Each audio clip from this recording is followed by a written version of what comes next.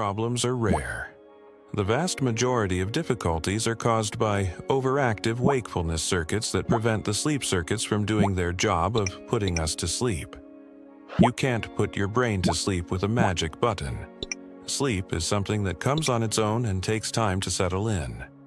Our goal is therefore not to sleep, and we must banish the question, "Am I sleeping?" which keeps us awake and creates a lot of stress and anxiety about the next day. Our real goal is to create enough calm in the body and relaxation in the muscles so that the sleep circuits can activate and do their job. Here are some ideas that help.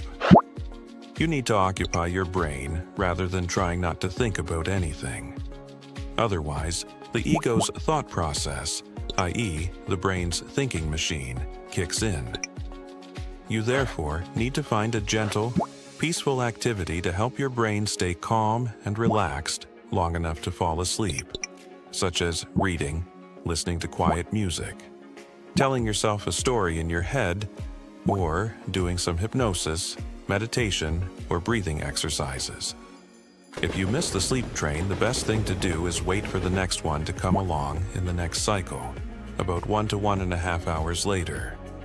In the meantime, resuming a quiet activity such as reading, listening to music, or breathing exercises can help. Personally, I do muscle relaxation exercises during this time. Physical exertion during the day helps you sleep. However, very intense physical activity before bedtime creates stress and inflammation that blocks sleep. You can gradually reduce the intensity of your evening activities to gently prepare your brain for sleep.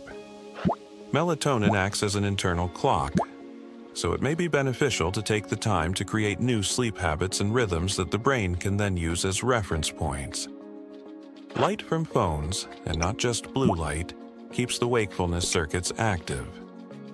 It is best to turn off screens 1 to 2 hours before bedtime. Eating lightly in the evening helps you sleep better, and be careful with stimulating foods or drinks that can activate wakefulness circuits. Alcohol and cannabis can help you fall asleep faster, but they disrupt sleep patterns and ultimately reduce your ability to recover during sleep. Nicotine tends to activate wakefulness circuits. Napping during the day may delay the time you fall asleep at night. Temperature influences sleep circuits. When the temperature drops, they become active, so keeping a room cool or opening the window can help. And finally, reading Balzac or Zola can be very effective for some people.